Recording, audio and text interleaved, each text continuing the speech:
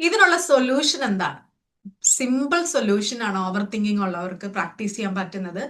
Next time mind ഓവറായിട്ട് run ചെയ്യുമ്പോൾ അല്ലെങ്കിൽ ഫാസ്റ്റ് ആയിട്ട് ഓടാൻ തുടങ്ങുമ്പോൾ ഇത് മാത്രം ചെയ്യുക. ബോഡീനെ മൂവ് ചെയ്യാനായിട്ട് ട്രൈ ചെയ്യുക. ഒരു സ്ലോലി ഒരു വാക്കിങ്ങിലേക്ക് പോവുക. ഒരു 1-2 മിനിറ്റ് ഒന്ന് എഴുന്നേറ്റ് ഒരു ബ്രിസ്ക് വാക്കിങ്ങിലേക്ക് നമ്മളെ കൊണ്ടുപോകുക.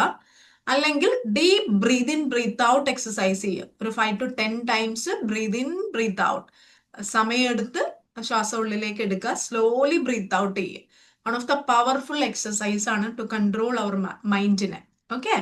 ദെൻ ഒരു ഗ്ലാസ്സിൽ നിറയെ വെള്ളം എടുത്തിട്ട് സ്ലോലി ആ വെള്ളം ആസ്വദിച്ച് കുടിക്കാനായിട്ട് ട്രൈ ചെയ്യുക. ഇതൊന്നും പറ്റുന്നില്ലെങ്കിൽ എന്തെങ്കിലും ഒരു ആക്ടിവിറ്റിയിലേക്ക് ഫാസ്റ്റ് ആയിട്ട് കയറുക. റൂം ക്ലീൻ ചെയ്യുന്നതാകാം, അല്ലെങ്കിൽ ഒരു സൈക്ലിങ്ങിന് പോകുന്നതാകാം, എവിടെയെങ്കിലും വണ്ടി എടുത്തൊന്ന് പോകുന്നതാകാം, ഷോപ്പിങ്ങിന് പോകുന്നതാകാം, അല്ലെങ്കിൽ വീട്ടിൽ തന്നെയാണെങ്കിൽ എന്തെങ്കിലും ഒരു ആക്ടിവിറ്റി, ബെഡ് ക്ലീൻ ചെയ്യുന്നത്, കിച്ചണിലെ ആക്ടിവിറ്റീസ് ചെയ്യുന്നത്, എന്തെങ്കിലും ഒരു ആക്ടിവിറ്റീസിലേക്ക് നമ്മൾ ഫാസ്റ്റ് ആയിട്ട് മൂവ് ചെയ്യാൻ പറ്റിക്കഴിഞ്ഞാൽ മൈൻഡിനെ സ്റ്റോപ്പ് ചെയ്യാനായിട്ട് പറ്റും. മൈൻഡിനോട് ഒരിക്കലും നമ്മൾ ഫൈറ്റ് ചെയ്യരുത്. ഓവർ തിങ്കിങ് പോകുന്നു, അതെങ്ങനെ ബ്രേക്ക് ചെയ്യുക, അതിനുള്ള ചിന്തകൾ വീണ്ടും നമ്മൾ ചിന്തകളാണ് പകരം കൊടുക്കുന്നത്. അതിന് പകരം ആക്ടിവിറ്റി കൊടുക്കാനായിട്ട് ട്രൈ ചെയ്യുക.